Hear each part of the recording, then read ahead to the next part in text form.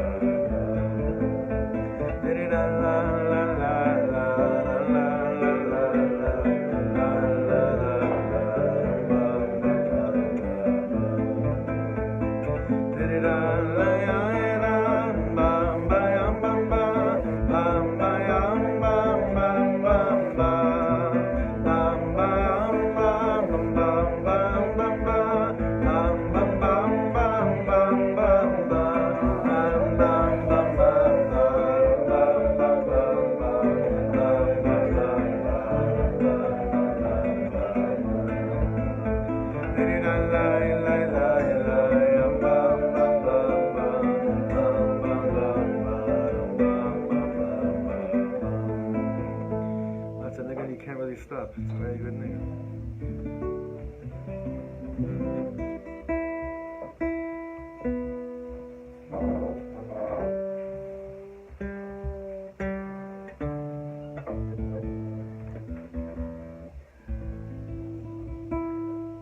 Okay, so I want to make sure that tonight,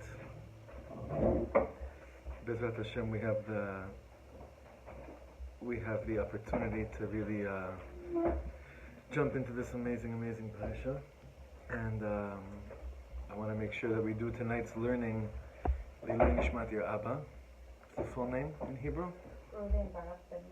Reuven Baruch ben Moshe. Every word, every nigun, we'll sing one more nigun, and we'll go right into it.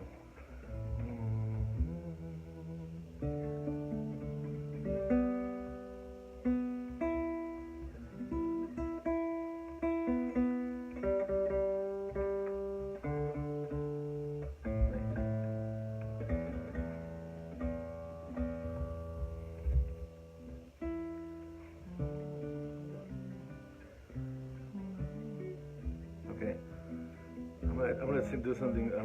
I never played this song before, but I'm just mesmerized these days by the nigunim of this person that I've been recording his songs in the studio. This Yid, Michal Shapiro, and we're almost finished with this new album, and it's like killing me that there's not enough room for certain of his songs. And I was talking with Rav Weinberger Thursday night, and we were both like, "Oh, what about this? What about this one?" We got so excited over this one, and I think it's a good nigun to sing for tonight, for Erev Rosh Chodesh Adar. For Rosh Chodesh Adar.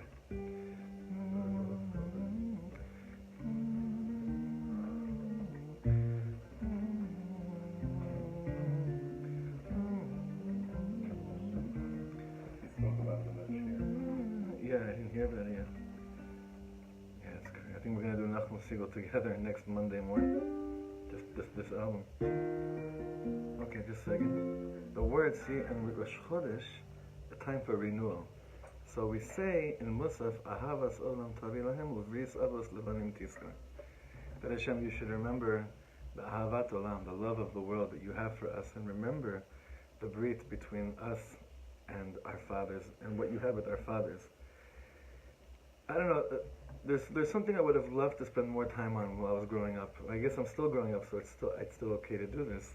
And that is, I don't really think so much about how much Hashem really loves me. And I don't really think so much about how much I love Hashem. That part of the relationship is like, not yet in. It's kind of weird.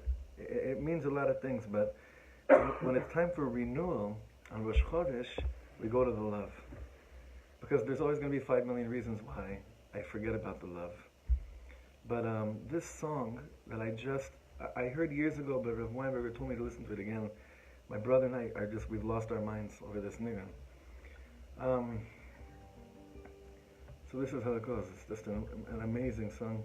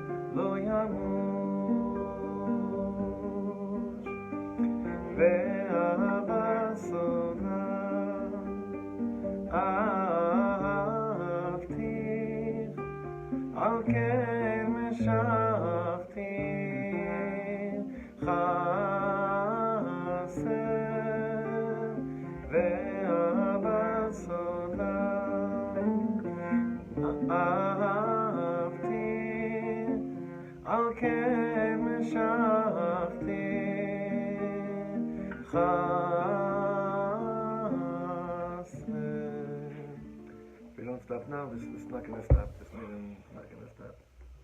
Anyway, Adar is here, and it's simply time to start feeling the love again, because there's been too many reasons why not to feel the love. But we're going into Adar. This a double month of getting put into the right place. B'ezrat Hashem, it should be a strong one, and I have a good feeling about this Adar, a very strong feeling. As I'm giving out the papers, I want to briefly describe what we're going to be doing tonight, B'ezrat Hashem. Tonight we're going to be learning a very beautiful paragraph from the Rebbe, from the Shilוח. And in order to understand this piece from the Shilוח, we have to remember that there's no chronological integrity to the Torah. like we learned last week. And it's true about everything in the Torah, but it's especially true surrounding these parshiot. The main question we always have is, what came first?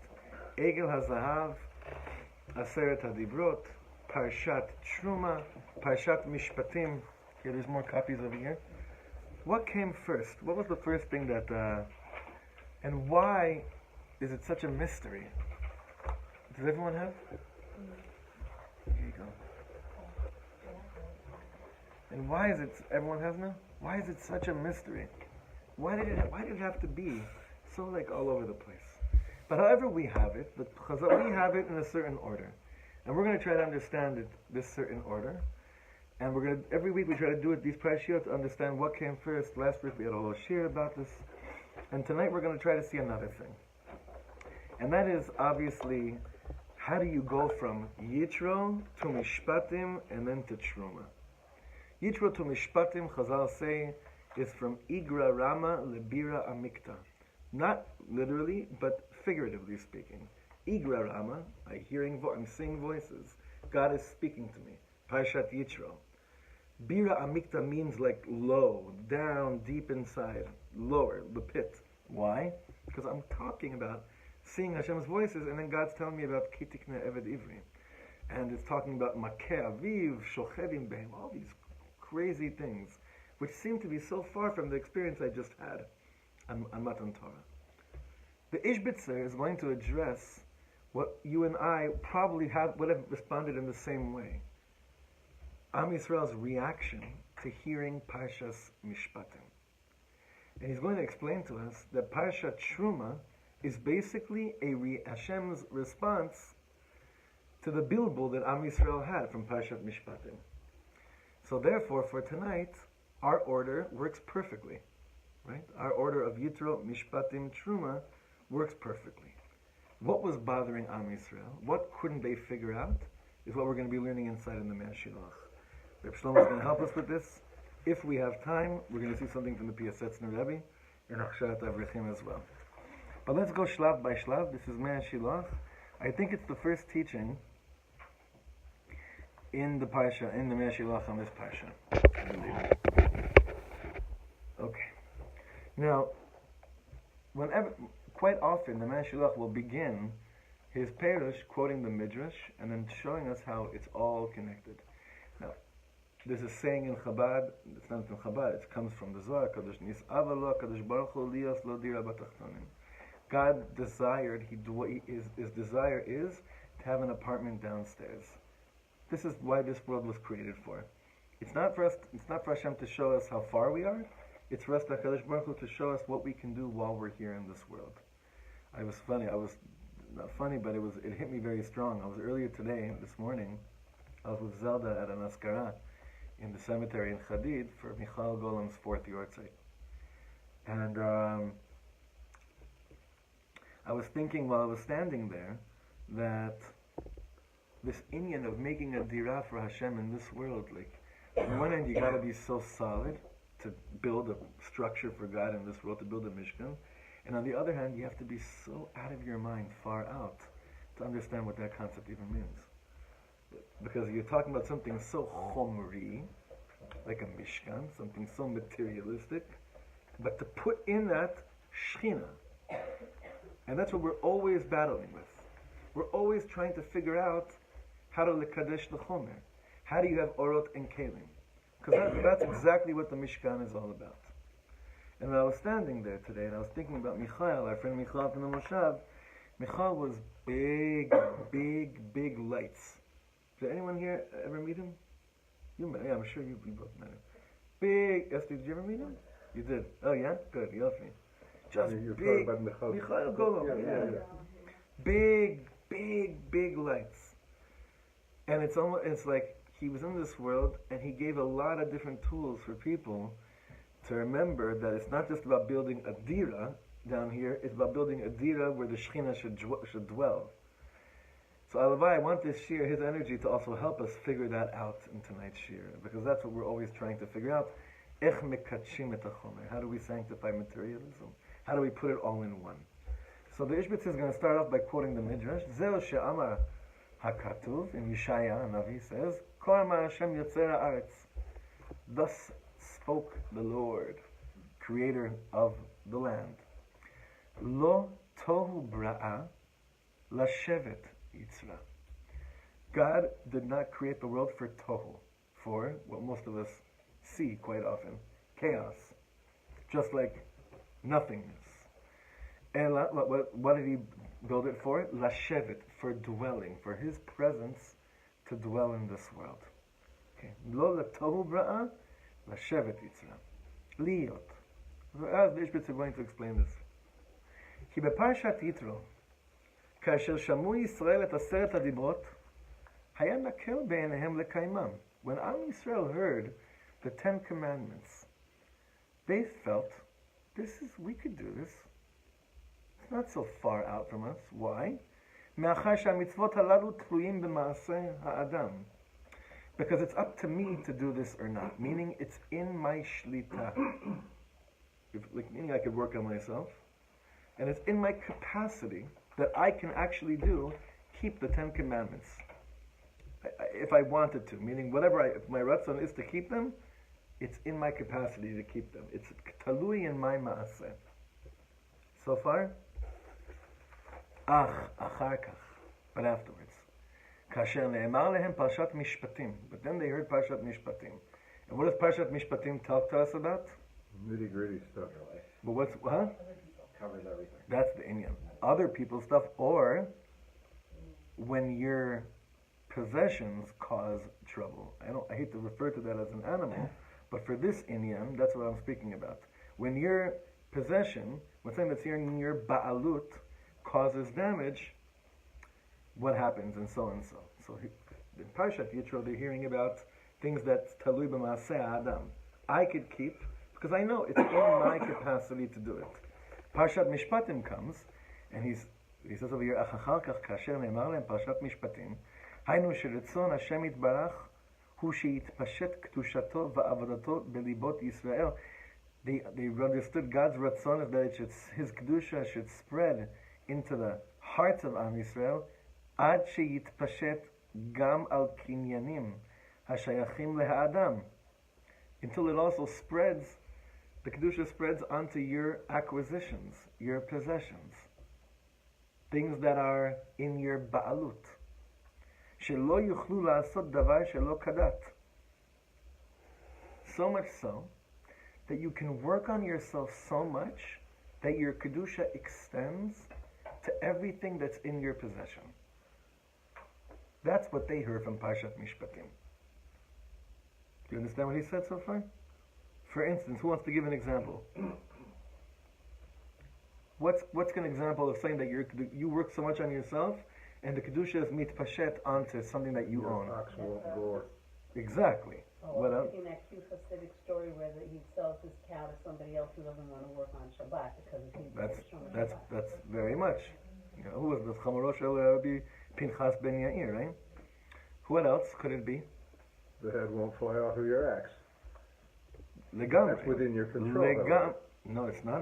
That's not within your control. That's the whole point. Meaning, it's not within your conscious control, but it's in your subconscious control. That's what we're going to be learning tonight. That seems so far out. It means that when I'm really refined, and I've completely refined everything in my life, the extensions of me on every level will not be able to cause harm in this world. My dog. I don't have one, but you know what I mean? To other people. Like the details of last week's parsha talk about. Very good. Not That's very good. Not oppressing the widow and not oppressing the stranger. That's very good. What does that mean? It means that subconsciously things you're not even aware of wouldn't be able to harm other people. Well, Rav Soloveitchik brought in a Perush last week about the idea of being the utmost sensitivity even when you're sleeping, because somebody who looks on and observes somebody who is oppressing the stranger or oppressing the widow is guilty as well. It's the only time in the Torah we have that. That's I think it's definitely like this. an acute subconscious. That's definitely what the Ashilach is speaking about. An acute sensitivity. But what ended up happening to Am Yisrael when they heard such a thing? It So look what he says. Al Yedei Ken, bottom of the first paragraph, Hayat Tzaka Belev Yisrael. They started freaking out. You're telling me if I Ech efshar lizdakech lev adam kach. They're saying, how on earth is it possible for man's heart to be refined like this? To this extent, to this level, they couldn't imagine such a thing could be. Again, when I go to tלווים, they hear עשרת, הדברות. Those things seem to be in man's reach. All those things that are עשרת, הדברות, they're in man's reach. Even the things that are going on with the coveting in the heart, that man can work on. That's him, and he can do the hishtadlus to make sure he doesn't go there. So too with Shabbos, Kibud Urim, all the other things, believing in the oneness of God, and not Chalila swearing in God's name, V'chulei, and Avodah Zarah, and all those things. That's one category. What's the second category? That the things I'm not even aware of that are shaykh to me will not hurt people. Do you know how often people overhear us in conversation while we're talking to somebody else, and somehow what I say to somebody else affects the other person? All the time. Sure. All the time. The Ishbitzer is saying that Am Yisrael learned through Parshat Mishpatim that if you really heard God's voice on Mount Sinai and you really mekadesh yourself, there is no possibility for you to cause any harm through anything that you do or that's shaykh to you.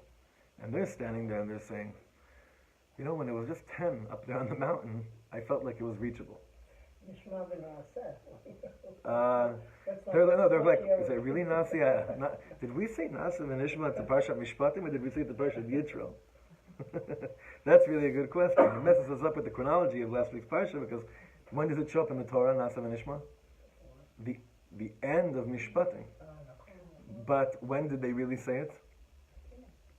At what point? After the Dibra? That's the question. That's part of the question, exactly. Nasa v'nishma, I understand Asayas Adibros. Nasa v'nishma and Parshat Mishpatim, that's already another, or they probably did it. Now the Ishbitzer is saying, they're like, did we just sign up on that? How could that be possible? That's what they understood from Har Sinai. That's what they understood from Matan Torah, from Parshat Mishpatim. So Hashem realizes that they feel that they're hopeless. They feel like they don't stand a chance. Second paragraph. God gives them advice. How? V'ikhu Terumah. Zahav v'kesef u'nechoshet. Take for me, and again, there's 500,000 perushim on why does it say like this. Take for me a Terumah made from gold, silver, and nechoshet. Can you say nechoshet? Copper? Copper. That's also brass. Brass, whatever works. V'ita bazara kodesh. So how is this an Eitzah? Does anyone want to give a shot? How is going and building a Mishkan from these materials an Eitzah to the problem that Am Yisrael is having? So that your physical possessions can be elevated. Because they said the things that are in Aseret Adibros have nothing to do with physical possessions, besides maybe refraining from work on Shabbos. But it doesn't say anything about the Rechush, Nachon. So he's saying over here, you want to see how it's possible? I'm going to show you something. Everything about man's toiling in this world can be used to bridge that gap between Kodesh and Chol. So that's why he's saying over here, ויקחו תרומה, זהב הכסף ונחושת. איתו בזר הקדוש, שהוא נגד היסודות הנמצאים באדם. These elements are connected, they are coincide, they counter, thank you, they counter the elements that are found in man. Zahav v'chesef u'nechoshet. Now there's a lot of Torahs on this as well. I'll just tell you one of them. What does kesef come from? The word kesef come from? Kisufim, to long for something. Zahav, does anyone know? Zehav, this one wants to give. Your key element of wanting to be a giver in this world. Nechoshet, tikkun of nachash, whatever.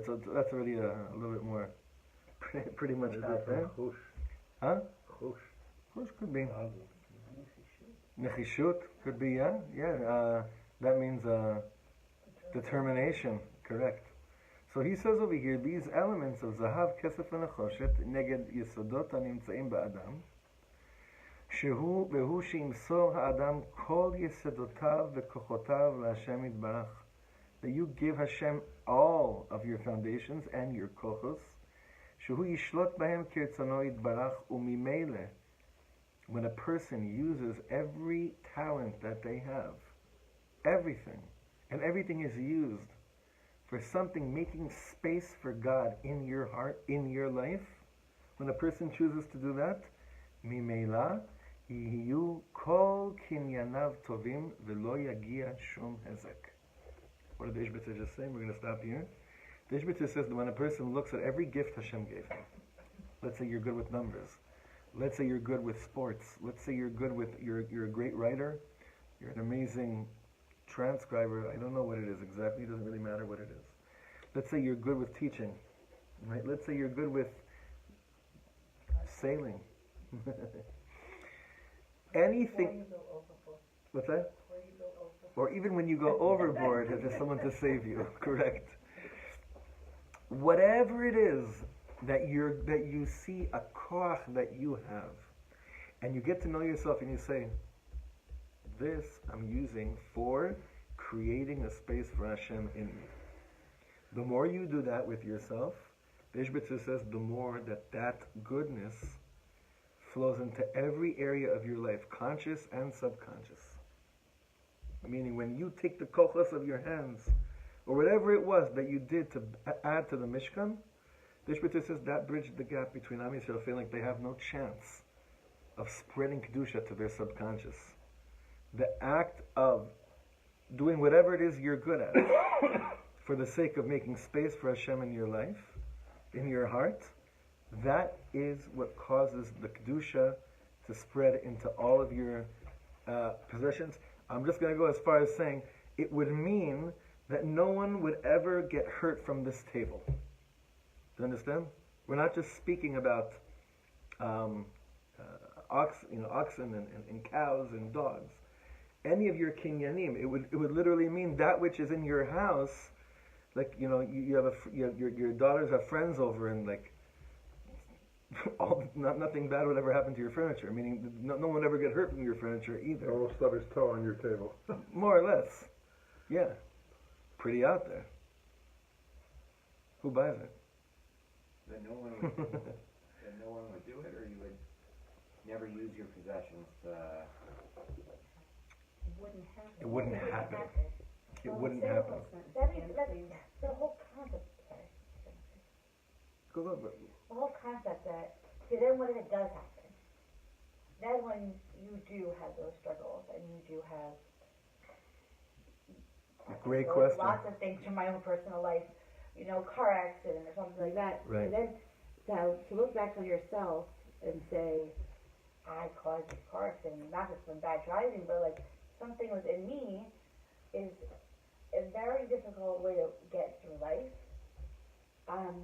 Especially when you were trying your hardest to use your tools to better the world, to bring conditions to the world. And when things go wrong, like, how do your self-confidence, your self-love, how do you love yourself after that? It's a perfect question. It's a perfect question. Do you want to answer her question? I always feel like when something happens, you daven for something to happen. A Grish Katif to me was like, you daven for something not to happen, or you daven for something to happen. And when it happens, you have to accept that what happened is Shrtzon Hashem. And then you have to begin to look what you can learn from the thing that happened. There's something there. And as hard as it is, I've lost my husband, I've been through a lot of things, and yet I come out the other side looking, when something bad happens, and I always try to find the good thing in there that I could learn, one good thing, no matter how terrible the day is. But you're saying more than that. You're saying more than that. You're saying that if something happens to you, the way you're using the tools that God gave you was not to the extent. Not if something happens to you. But if something. I want to clarify from the Meshilach. Okay. When you cause harm. When a child stubs their foot on the dining room table. when something that is in your possession causes harm. Not that necessarily, according to this, not that something happened to you, but that you caused harm, whether directly or through something that's yours. No, but that's a very big difference from what you said. Yeah, I think it's different than, no, for sure. I don't think that, yes, we want to find the good things that happen. It's the silver lining. And that's great. To me, this seems much deeper than trying to figure out how to work in a situation. This is saying that we have to live our life in such a way that we can almost actively prevent things from happening. The last thing you said is exactly what he just said. Right. I just It's just hard to accept that he said. What you're really saying is, I just don't know if I agree with what he said. No, I want to believe it. Then I have to believe the consequence of that. Damn it, it's honest and can I handle that reality? And I'm not sure I can. Right.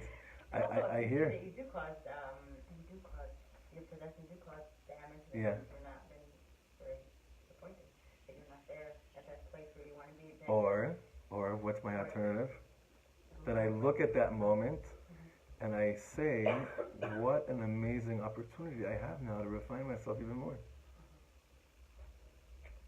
Listen, I mean, this is the game that we always play. It's a very hard thing to say, but when I go to that zone, I see that even the things that I did to cause someone harm was Hashem's way of letting me know what I need to work myself. For instance, everyone always refers to tzara'at as such an ugly thing, right? I would do anything in the world if tzara'at came back to the surface. Why? Because what was tzara'at?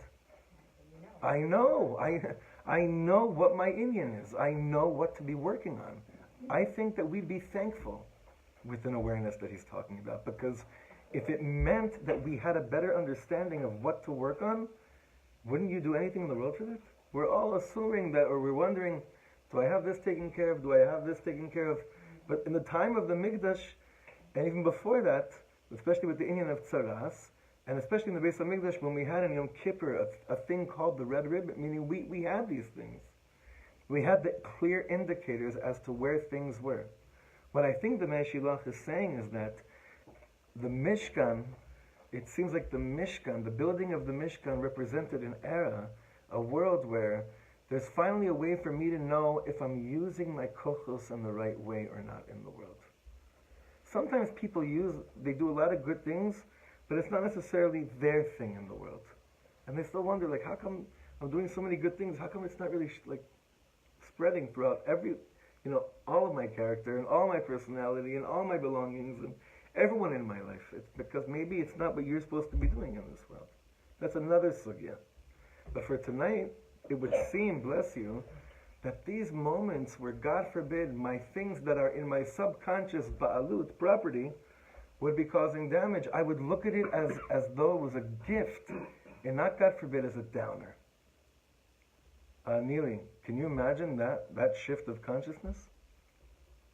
It's a shift of consciousness. It's not so simple, but that's, I think, how I would, because the other way I'm with you, meaning, because I know that I don't think in this world I'm going to reach a level where Kedusha will spread into every part of my subconscious, thus I'll never ever hurt another person in this world.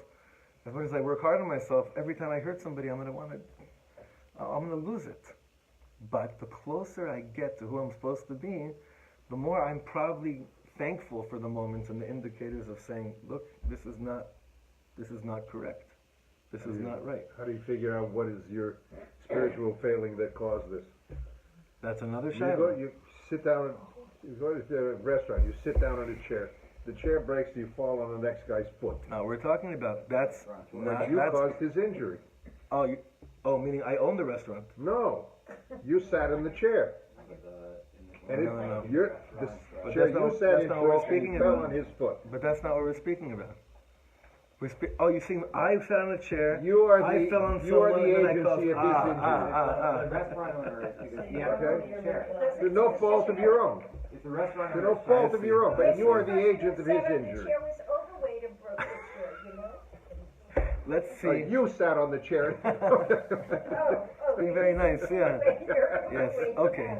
Let's. So he's saying is, go back to the simple cases where it's relatively. Let's go to like The kid stubbing the toe on, or we have a trampoline. That there's always something happening there, and that is a wake up to the owner of the property to say you are not living with the consciousness or living with the ratzon or the awareness that all the things that you're able to do in the physical world, you're not doing in a way enough that you connect it to Hashem.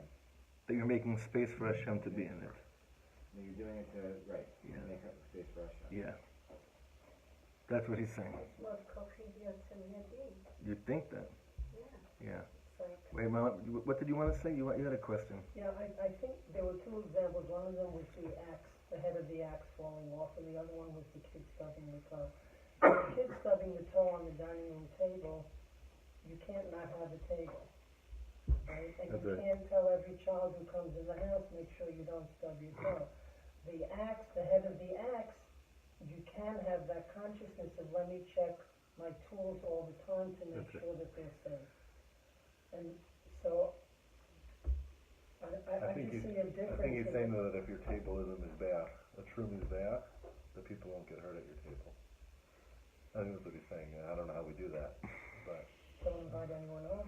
No, really, but also I think the issue of guilt comes in here, and you're I think talking about guilt, and you're talking about not guilt, but on the opposite of it, yeah. My tefillah is that I want indicators. Hashem, I'm inviting indicators, but if it's me initiating the ratzon to have indicators, that means I'm declaring that those moments where I see that I'm off are the best guides and pointers as to how I'm going to get better. And there's a difference as a bubby between a trampoline and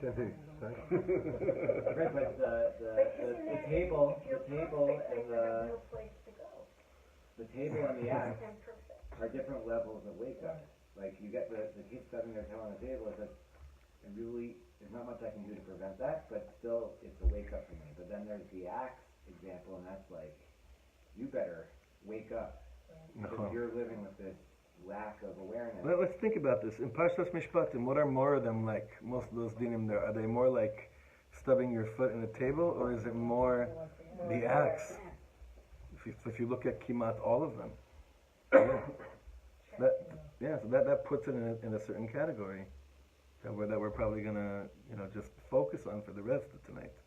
I happen to think that this next piece from Reb Shlomo is going to help us very, very much, because this is him teaching this piece in the Shilach. In the previous portion of Mishpatim, we learned that if someone's ox, God forbid, kills a person, the owner has to pay everything that has to do with my possession, with his possession, the owner. But listen to what the Ishbitzer says. When I walk into somebody's house and the dog jumps on me, do you know what the dog is telling me? Let me tell you, don't go in here. They don't want you to come in, they don't love you. They might smile at you and tell you that they're so glad you came, but they don't mean it. Okay, now this is... What's that?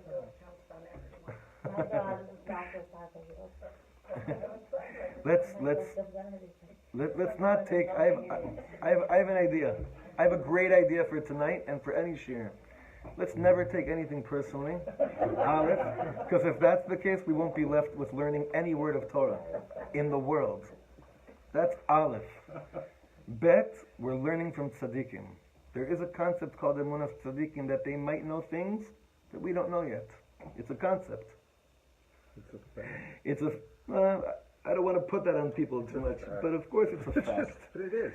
So let's just amuse ourselves. Let's just take this liberty of saying, I don't know everything, and maybe the tzaddikim know stuff that I don't know, because it usually works in our benefit like that. Usually.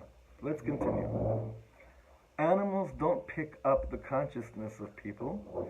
They pick up the unconsciousness of people. What he means to really say is the subconsciousness. Right? Not the unconsciousness, but the subconsciousness, meaning all the things that are happening beneath the surface of the person, even though they're not really saying or displaying that. Now you think he's making this up. This is all based on the Kabbalah. This is not stuff that we're this is a good idea to say, that animals pick up in the subconsciousness of their owners. This is not a made-up Indian. This is a thing inside. That means that if a person is I'm just going to keep on saying subconsciously when he says unconsciously, okay? Unless we see that I'm wrong, but I think it'll work good over here, okay? That means that if a person is subconsciously a murderer, his ox will go out and kill somebody. Now, let's define for a second. What does it mean that a person is subconsciously a murderer? Did they ever murder anybody? Never. So what's a subconscious murderer? What's a subconscious harmer? He has that impulse. There's something in there, in their yetzer. You have that last bit in the parsha with the mashal kadmoni of the person who killed the shogeg, that ultimately. Bevadai. That's exactly what he's saying. And in that mashal, you're linking it back to your shorish neshama. Imagine I'll walk in here and really hurt somebody, God forbid. But even if I say that I didn't mean to do it, consciously you didn't mean it. But obviously, you're not in touch with your subconscious. If your subconscious would be completely clean, you couldn't possibly hurt anyone. Do you understand what that last statement? It's everything we said until now. Sometimes you hurt somebody's feelings and you say, I didn't mean it. It's a poor excuse, because if you would be completely cleansed inside, it simply wouldn't happen. Meaning, you could say to somebody, I didn't mean it, and those are words of emes.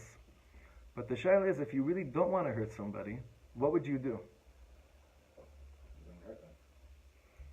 No, you might still hurt them. But what's the avoda you would do if you see you were capable of hurting somebody's feelings and you didn't mean it? You know what we usually say to ourselves? Oh, they're so sensitive. That's what we usually say. Oh, we're so sensitive. That's not what tonight's Torah is about.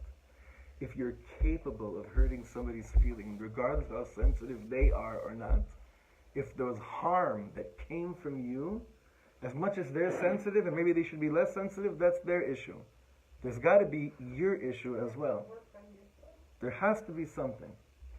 The question obviously everyone has is, how do you know? Right? So what do you do and how do you know? Isn't that a good question that should come from this learning like this? Yeah. We once learned that, talking about Shabbos, I don't remember the context, if we put the light on Shabbos by mistake, it's because we weren't keeping the fact that it's Shabbos in our mind all the time. So let me ask you a question. No. Please.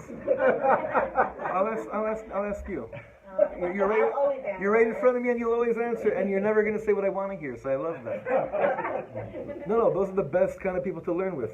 No? If a person would turn on a light on Shabbos, right? And it would be clear then they just mechalel Shabbos, right? So what would be the distance between feeling guilty over it or being enlightened and thankful that there's an akuda here that you should work on regarding your consciousness of the kedusha of Shabbos? What's the fresh between the two? No, it's not a one or two. Meaning, my perspective, the way I taught my kids, is right. You think about mistake. You say, Hashem, I'm really sorry that I hit the light by mistake, and I'm gonna try to remember better. That's how But that's exactly this. That's what I thought. Yeah, that's that you're not. Oh my God! What did I do? I wasn't carrying on Shabbos. It was I have to think about it better, but also make it direct. It's a reminder that it's about you and Hashem, and right. that I actually, don't say you're sorry, or don't say just oops. You say, I meant to do better. Nachon. And there's nothing wrong with that. And there's no guilt involved in that kind of a dibur. I think that's... There's always guilt in our house, so that's the one. No, but I think this is very important. I think that's a very good thing. It's not an inyan of saying, oh, I didn't mean to, so it's not the real me, so it's the Shabbos' problem. The person got insulted, it's their problem, they're sensitive. No, it's something that came from you. Own it. Don't let it paralyze you with guilt, but seek to see how that's an indicator as to work on things that you might not be as conscious of like you were certain that you were. Did it ever happen to you? You were sleeping on Shabbos, middle of the night, or you took a nap and you woke up and you turned on the light because you completely forgot that it was Shabbos. You're not the, I mean, you're the only one that's going like this, but it's happened to many people in the room, I'm sure, right? So what is that an indicator of, according to the Ishbitzer? That it did, if sleeping is like the utmost subconscious that I can be aware of in my life, it's just an indicator about the kedusha of what I'm mechalel, that I shouldn't have harmed it. And it's an indicator to me what needs to be worked on. It's such a high level, but it's so tiring. Like, It's so tiring. Let's say you realize you're in the middle of Shemona Esrei, you're wearing your talis and so on. And you realize It's where Shabbos? your mind went. Oh. Where your mind went. Or how about on Shabbos when it's Shemona Esrei and you find yourself going like this? Yes. Right? And then Yeah. you realize, I hope no one saw me, and you slowly go like this, right? Exactly. Right? Or you bow at the wrong place. Or you bet, right. But then it's an opportunity to say thank you. But I hope those thank yous don't get exhausted, like to put you in. What's the alternative? No, you're right. Of course, it's worthwhile. Ah, you sound like someone I know. Okay, I will. Okay, let's continue. So here the Ishbitzer for second paragraph. So here the Ishbitzer comes and says that after we heard that a person must cleanse and be in touch with this subconsciousness, we began to cry because we couldn't imagine reaching such a high level. Like the Am Yisrael understood from Parshas Mishpatim that you're supposed to also be subconsciously kadosh. And they're like, how? Meaning, where's the avoda in this world for that? How could how could my subconscious possession, things that I'm, achrei alehem subconsciously, how could kedusha go into them as well? There's no way. And so they're trying to wonder, like, Rebbeinu Shalom, I get the Aseret Adibros thing. I heard you and I saw your voice on Sinai. But Parshat Mishpatim,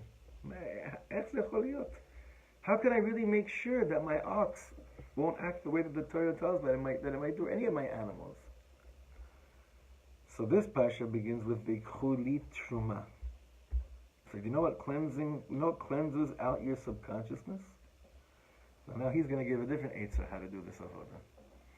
Every time you give something with all your heart on a conscious level, it cleanses your subconsciousness as well.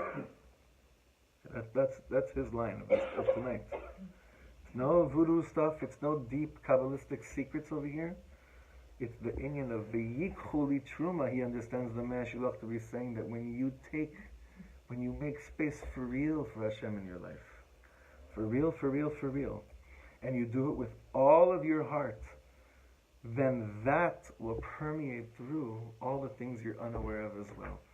Let's take it l'maisa right now. When you do Mariv, if you haven't davened yet, so tonight, or you do Birkat HaMazon, or you give that tzedakah tomorrow, or you look at the privilege of educating your child, and you're fully with them at the moment, and the Amalek sound, the cards are not with you while you're involved in this kedusha, when you're fully in it, he says that's the only way it could spread to the things that are not really consciously in your control. So what does it depend on? Is me'et kol ish asher yidveno libo tikhu et trumati. Toby, when I was preparing the Torah tonight, I thought about the hesped that your uncle Rav David gave for your father at your Abba's funeral, because I think he mentioned that pasuk, right? Me'ez kol ish asher yidveno libo, that when you do something, no matter what it is you're doing, how much of your heart is really, really in it. Even when you tell someone good morning, how much of it is really just there with the person at that moment, aside from this is the proper thing to do. So Shlomo is saying the Ishbitzer, Veikhu Truma is the answer, because it's really saying, listen, you're going to do something for me, you're going to do it with your whole heart and soul. The more that you do for me things with your whole heart and soul, that's the way that the Kedusha that you're conscious of seeps into all the places that you're unconscious of as well. Because otherwise you're just going to be working on some witchcraft and like all these different wacky secrets to try to figure out this one about how to like dream about, Baba Sali while you're sleeping. Is that like the way you treat Hashem is the way you treat other people? Like, you know, the way you treat Hashem, you treat Hashem this way, and then if you're treating Hashem this way, then it comes in the other places. Whether it's with kindness, whether it's with goodness, whether it's with giving, and it overflows to how you do. It could very well be. To me, it sounds like mindfulness. Like, it says For that sure. way, For sure. like, can I be present for all of Shemona Esrei? Like, no, I cannot be present for all of Shemona Esrei. But, like, being present when you say Shabbat Shalom to somebody or you say Boker Tov to somebody. And I think that concept, the idea that being present will be, yes, cleansing is incredible, but I also think it's impossible. When I used to teach, like, afternoon religious school, like, conservative congregations in the States, like, to explain why we daven 3 times a day, I would say, because there's no way you can connect with Hashem all the time. The more you do it, the better your chances are. You know, if you only pick up the call once every few days, like, Hashem might not be there, because he's doing lots of things. But also, you might not be able to be mindful at that moment. But the more that you make the phone call, the better the connection's going to be. Which would mean, I think, the same thing that he's saying here. He's not saying the moment you become mindful, it works. It means that the opportunity for more mindfulness is available for you. Hitpashtut, meaning it spreads. It doesn't mean tofes. It means it seeps through. It starts to spread through. And we see this in our own lives. Like, this is something that's not so difficult to test out. The more that I take small moments of things that I do anyway, but I do them fully with all my heart, try it with the way you say Good Shabbos to people. Mamash. Try with each and Baruch Hashem. What's that? The more you do it, the more you're training yourself. Absolutely, but it's not like the big things that I take on, how aware of them. It's the stuff you're already doing that is, so to speak, nice, and it's about the Ribono Shalom. Those things, how much are they filled with fully you? Like, I know this guy, when he shops for Shabbos, he says out on Blood Shabbos Kodesh at the Chuppah. I have my friend David Sachs. I told you how he claps during the week. Anytime, whenever he claps during the week, he claps like this.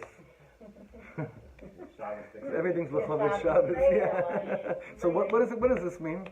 You hear a song on a Tuesday, right? Is there a chiyuv for you to do this? Is there a chiyuv for you to do on Shabbos? No, but meaning it's like it's such a beautiful concept that even something so mundane like getting excited from a song, a yid is in a state of can be, if that's how you choose.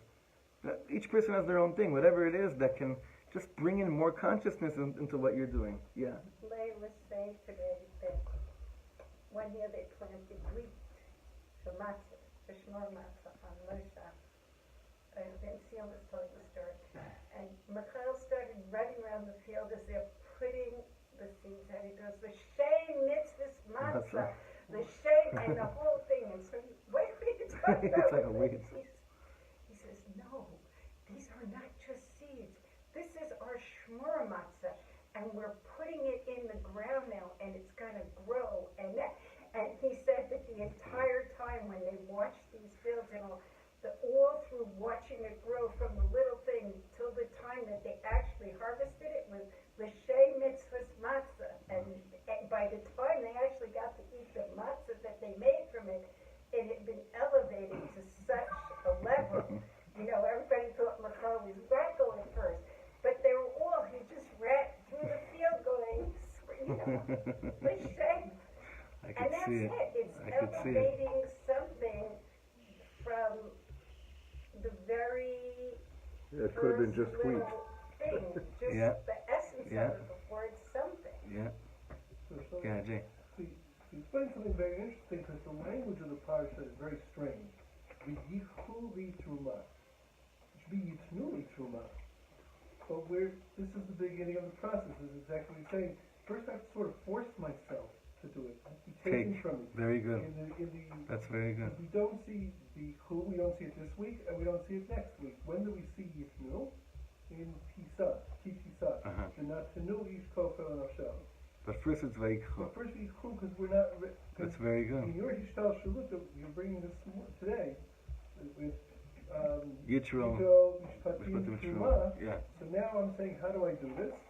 So I start by That's forcing beautiful. myself. Maybe that's where it comes from. That's where, I don't think any of these things come naturally. Yeah, I don't think. That's where the Vayikhu is. What's that? After I'm asking. Yeah, נמשכים הלבבות. Yeah, אחר הפעולות נמשכים הלבבות. Okay, let's finish this piece from the Shlomo. We're in the middle of the second paragraph. So the Ishbitzer, fourth line from the bottom. So the Ishbitzer says that the whole building of the Beis Hamikdash was not to cleanse our consciousness. You can do that through the Torah and mitzvahs. But when it comes to the Beis Hamikdash, the Mishkan, v'shachanti b'socham, meaning, this is so deep, what he's saying over here. I'll try to explain. This is so deep, so mind-bogglingly deep, and I've learned this so many times, and each time I come to this spot, I need this mamish ezer from Shamayim. What is v'shachanti b'tocham? What's the whole, why do we need a Beis Hamikdash? Why do we need it? Why wasn't the Torah enough? Why wasn't like mitzvahs and Torah enough? Why do you need a makom? Good question. Why do you need it? Why does Hashem need a makom? Why do we need a makom? Why do we need an actual thing?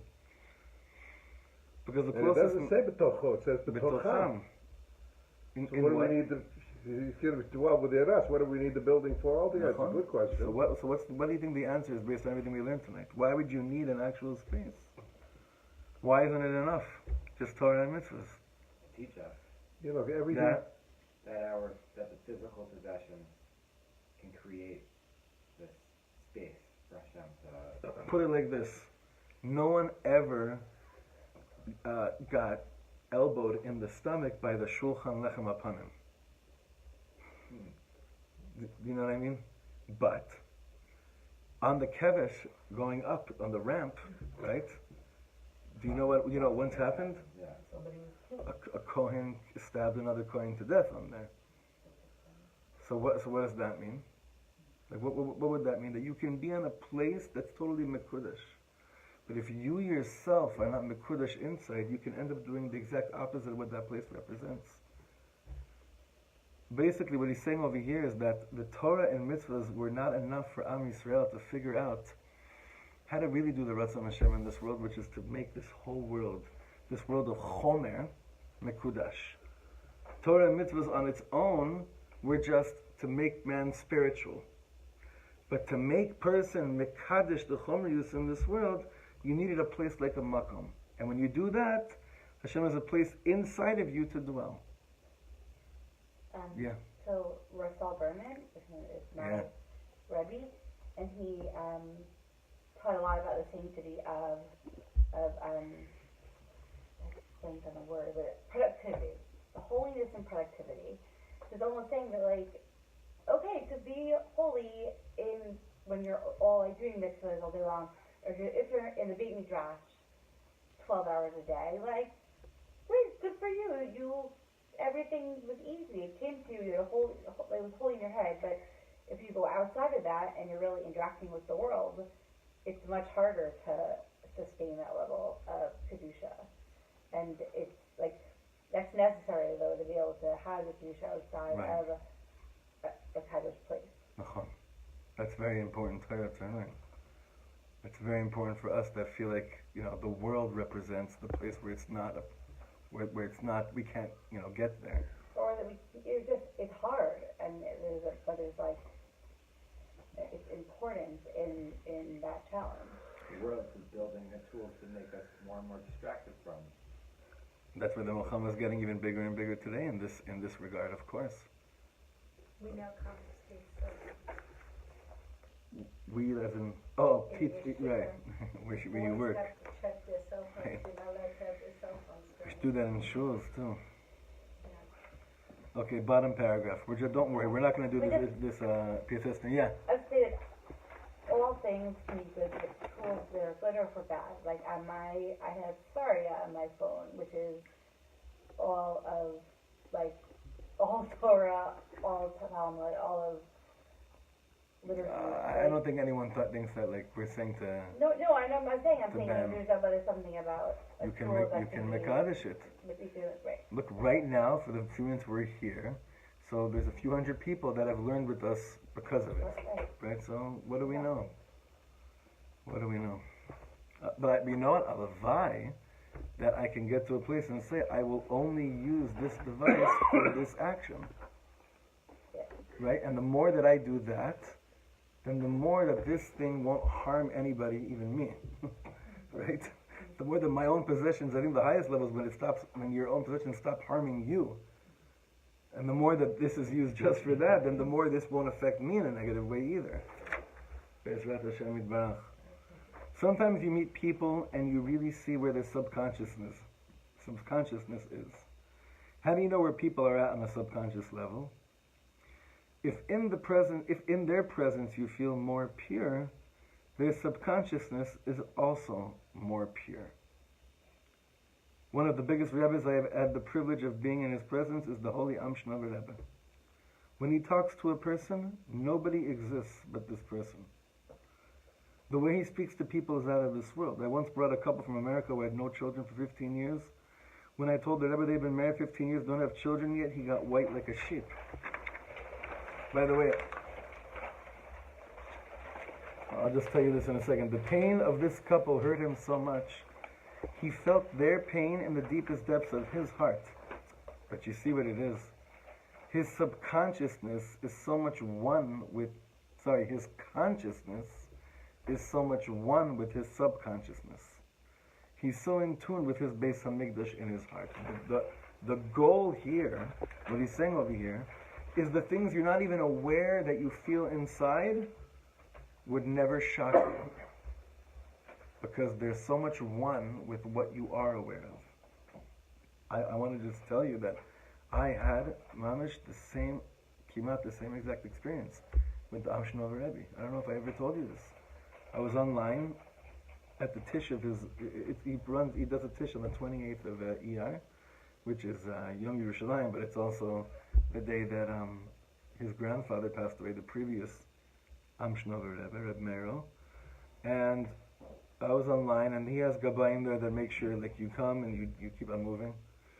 And in the past, he's given l'chaims, oranges, apple, like all different things. Doesn't matter whatever he gives, and it's at a tish. And I knew that this gabbai, who makes me look like a little dude, was going to tell me to move forward. But I knew that I just felt very, very dark. And this is like 15 years ago, probably 14 years ago, and I whispered into his ear something in English, and he jolted back, as if he experienced it. Now, again, we're talking about Amshnover Rebbe, this is another world. But I saw that something painful that I told him about me, it's as if it happened to him as well. So then he basically, and I actually spoke to him in English because I wanted to, I thought that if the Gabayim here I'm speaking in English, they might think I have a lot of money, so they'll give me another sec. I don't know, whatever it was. I had a whole chishuf or something. So I said to him, and they were they didn't touch me, right? So the Rebbe answered me in English because he grew up in I don't know, somewhere in New York, right? Yeah, Rabbi Yaakov Milakovsky, that's his name. Rabbi Yaakov Milakovsky. So he jolted back and then he answered me in English about something. I'll never forget what he said. You have to string yourself into the bitachon that you have for the Rebbeinu Shalom. And I wanted to make sure that I wasn't willing on giving up on 1 second of unclarity. I said, what? I wanted to make sure I heard what he said. It was such chutzpah. I said, what? And he said it to me again even stronger, as if he was telling it to himself. Mamish, mamish, mamish. The example Reb Shlomo gave was of someone who is one with his consciousness and his subconsciousness. That there's not really merchakim between the two. Zot omeret, on the level that we're understanding it, as human as he is, there's less a chance, based on this teaching, that he will end up hurting somebody in this world. What's that? Because he's so identified with that person. Correct. Meaning he's so with that person. That's how you know that your consciousness has infiltrated into your subconsciousness as well. Now he ends off this piece by saying over here, because he's in touch with his Beis HaMikdash in his heart. Meaning the Beis HaMikdash was a place where these two levels were met. Meaning, you didn't go to the Beis HaMikdash and always feel perfect or cleansed necessarily, but maybe you'd go to the Beis HaMikdash and you'd get an aerial or an inner view of where you were really at inside. That's what we're longing. We're longing for awareness. That's what we really want. Neil, you mentioned mindfulness. I always mention one of my Lahavdil Rebbes is John Kabat-Zinn. He began, John Kabat-Zinn is. And he always speaks about this concept that everyone always says, I don't have time for this kind of work, right? I don't have time for this. Because it takes a lot of work to do this kind of work. It's a lot of work, it's a lot of avoda. Like Toby's saying, it could tire you, it could, So John Kabat-Zinn everyone always says that I don't have time for this. And he always says, you know what the weird thing is? The only thing in the world you actually have is time. You don't have anything else but that. I don't have time for this. What do you have time for, right? In the Beis HaMikdash, what do we know about time and space? What was the whole thing about the Beis HaMikdash regarding time and space? Space we know. Ha'aron eino min hamida. We know that space didn't add up the way that we understand it to add up. The same thing with time. Maybe ke'elef shanim be'enecha kiyom etmol. The consciousness in the Beis HaMikdash was something else, where that which you thought would take very, very long didn't necessarily take that long. So, for a person to truly refine themselves in the deepest depths, permeating through all of their being, with outside eyes, before I start doing the first step, it seems like it'll take forever. That my possessions or words that I say won't end up hurting somebody, it's true. When I don't start the process, not only does it seem like it'll take forever and wear me out, it will take forever and it will wear you out. But the second that I make my step of doing the next godly thing in my life with the all of me, the distance gets much shorter. With every small action, as long as the all of you, you're completely mindful and aware and conscious of what you're doing, that is the step for more and more subconscious places to be infiltrated and completely absorbed with Kedusha. So here we see how the Ishbitzer is explaining that Parshas Terumah was an answer for the tze'aka that a Yid had at the end of Mishpatim. How am I going to take care of my ox? That's what they were screaming. How am I going to take care of my... How could I live in a world where how could I always be achray so much? An ox has a mind of its own. How could I be... How? Vayikhu Terumah. How much are you with the stuff that you think you are aware of and that you are holding by? So I give us a bracha to have koach, to take the next small thing we're doing and be fully mindful with it, as much as possible. And then you do the next one, fully mindful and this and that. And to beg Hashem, to pray to Hashem, and to work on this every single day, that the indicators shouldn't be guilt, driven. They should be things that I'm thankful for. And Alavai, we can get to a place that if I do see tzarat on me, the equivalent of it, that I should be thankful, and I should invite it, and I should look at that as like what you said. What did you say? What did you use? Wow. So the other word, the other cliff note, the opportunity in every single moment that I have, from all the stuff in this world. Look, Alavai, we should never end up hurting people without realizing it, without being conscious of it. I think that's one thing we could all say. I aim in my life to get to a place that my words never subconsciously hurt another person, no matter what. For sure, consciously. I'm talking about even subconsciously, which sometimes can even kill much more than when you consciously tell someone off. Actually, quite often. That's a big tefillah to have, and it's an important one. Your heart needs to play a role in it. And it starts from the small stuff. So I want to give us koyach to start this avoda together. And there's one key word that you must escort this avoda. What's the key word that must escort this avoda? Good chodesh. Thank you so much, girl. Thank you.